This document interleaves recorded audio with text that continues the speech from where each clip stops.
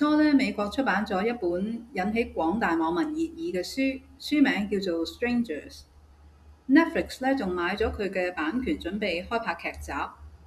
有咩咁犀利呢？佢其實係一個結咗婚20年嘅女人，分享佢嘅愛情同埋20年婚姻點樣喺一夜之間崩塌瓦解嘅始末。佢原載於《紐約時報》嘅 Modern Love 專欄，當時咧就已經引起好大嘅迴響啦。今日我就同大家睇下呢本書最重要嘅內容，有咩啟示，有咩教訓。我睇完呢，覺得最令人心寒嘅呢，唔係離婚本身，因為你有簽約就有機會係違約㗎啦。有結婚即係都有可能因為某啲原因離婚。但係最恐怖嘅呢，係佢牽涉到嘅信任問題，仲有就係跟住落嚟發現嘅煤氣燈效應。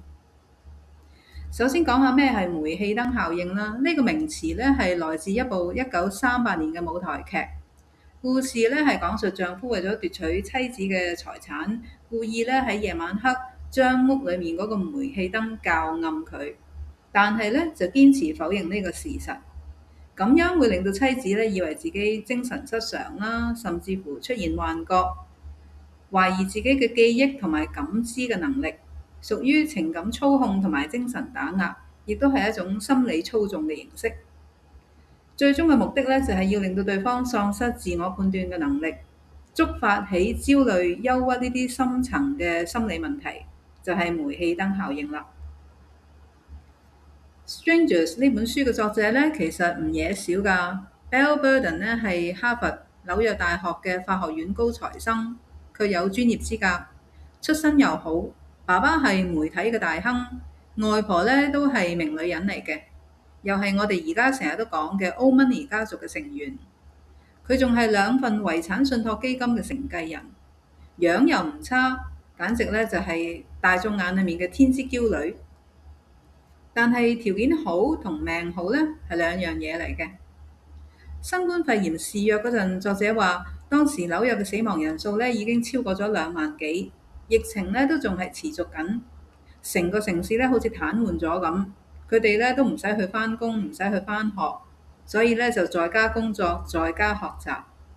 咁佢決定咧同丈夫同埋啲細佬哥去佢哋位於葡萄園島嘅住所嗰度。嗰度咧係一個遠離人煙、安靜嘅豪宅區。但就喺呢度咧，佢收到一個電話留言，對方話自己嘅太太正同佢丈夫搞婚外情。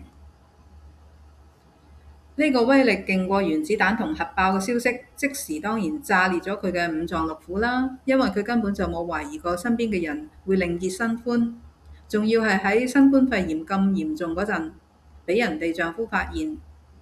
但係搞笑嘅呢係，佢丈夫即刻承認咗婚外情，話俾佢知對方係咩人之後，作者居然仲諗緊個情敵有正當職業，又有老公，仲有2個幼兒。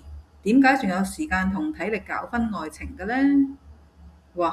婚外情只有想唔想搞，其實冇話夠唔夠時間搞嘅喎，咪玩啦！但係呢句説話就暴露咗佢當時心理上有幾難接受呢個現實。又係嘅，20幾年嘅感情，原來可以喺24小時之內爆炸，然後灰飛煙滅埋，仲唔係恐怖過恐怖片？佢之所以引發咁多共鳴同埋討論，除咗因為女性喺婚姻嘅角色多數犧牲得比較多，即係例如為咗小朋友同埋成全丈夫嘅事業而放棄咗工作，做一個全職主婦。作者呢就係咁樣嘅例子啦。有啲呢又會為咗照顧屋企要放棄某啲嘅興趣啦，又或者相處過程之中為咗避免爭吵就要忍氣吞聲，隨時妥協，唔能夠好輕鬆咁講出真心話。仲有呢，可能要面對多數人嘅期望，即係一個好妻子、好母親、好伴侶嘅預定人設。但好少呢會有人提你記得保存自己啊，你嘅錢啦，你嘅工作能力啦，你嘅朋友，你嘅人生目標。仲有萬一對方背叛，你有冇退路呢？仲有咩底氣呢？因為阿 Bell 完全無條件咁信任丈夫，佢係擁有100%管理2個人財政嘅權力嘅。呢種情況，個伴侶除非係100%忠誠啦，否則你就會好似阿 Bell 咁大鑊㗎啦。作者阿 Bell 同丈夫嘅財富咧係有距離嘅，結婚之前都按近年好興嘅就係簽訂呢個婚前協議，但係因為丈夫嘅幾句説話，而阿 Bell 又認為愛嘅話咧就要信任同埋無條件咁付出，咁所以咧就修改咗比較強硬嘅條款，於是咪引嚟咗後面因為離婚而產生嘅法律問題同埋財產分配得公唔公平呢個問題咯。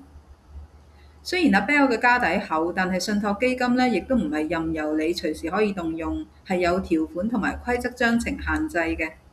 咁所以咧，佢一度爭少少咧，都需要變賣其他資產嚟到買斷丈夫嗰份婚內共同購置產業一半嘅業權。睇呢本書咧，你會諗好多嘢。第一就係婚姻本來咧應該係單純同埋講心。而家咧搞到好似做生意，要計住對方有咩資源啦，自己有咩後着啦，仲要諗定婚前協議條款細章，小心翼翼。你覺唔覺得似兩國交鋒多過似談戀愛呢？而男人同女人咧喺一段婚姻破裂嗰陣，往往個分別係好大嘅。阿 Bell 嘅丈夫咧係可以拍下籮柚就走人，唔要小朋友嘅撫養權。連間中俾小朋友去同佢過夜或者放假都唔俾，感覺咧好似當日佢利用完阿 Bell 家族喺社會嘅影響力，壯大咗自己喺法律界金融圈嘅名聲，然後儲夠彈藥啦，就一腳伸開所有人，去享受財富地位帶嚟嘅自主權，掛住自己爽咯。書裡面咧有幾個問題值得大家諗下嘅。比如話，我哋對於屋企辦緊喪事嘅人，我哋會話節哀順變啦。但係如果你撞到準備離婚、搞緊離婚，又或者啱啱離完婚嘅朋友，我哋嘅社交禮儀呢，好似冇咩規範同指引喎。有啲人可能離遠見到驚住唔知講咩就走咗去，好似作者嘅丈夫嘅朋友就係咁啦。又有一啲長篇大論，你個人都已經好煩㗎啦，佢仲喺呢個時候滔滔不絕，好似排洪咁。咁點樣做比較適合呢？係咪講節哀順變呢？係咪講節哀順 cheat 呢？定係送個牌匾寫住婚姻千古？仲有作者嘅後母，喺作者嘅爸爸離世呢，佢係第一次守寡。之後呢，佢都揾咗第二個伴侶嘅，但係最終亦都俾佢本人早走。咁個問題呢，就係，你會寧願經歷傷痛守寡，定係被背叛呢？愛爾蘭嘅鬼才作家王爾德喺佢劇作《無關重要的女人》裏面寫過：若要愛到永恆，唯有死不結婚。呢句話咧，俾唔少人借用嚟砌婚姻係戀愛墳墓嘅生豬肉。其實就算死唔結婚呢，都唔代表可以保住一段永恆不變嘅甜蜜關係㗎嘛。作者阿 Bell 話，最後佢都唔知道丈夫究竟為乜嘢出軌。咁其實人哋都咁堅定同你離婚啦，仲使咩知道出軌嘅原因呢？如果根本都唔打算誠心修補關係，咁俾你知道佢原因又點啊？又係咪就係真相之全部呢？呢本書俾人最大嘅啟示就係，你可以相信愛情，你可以戀愛腦，但係呢個戀愛腦嘅核心呢，都要有孫子兵法、鬼谷子加埋陸韜，即係太公兵法嚟助陣。即係話幾時都要用腦咯。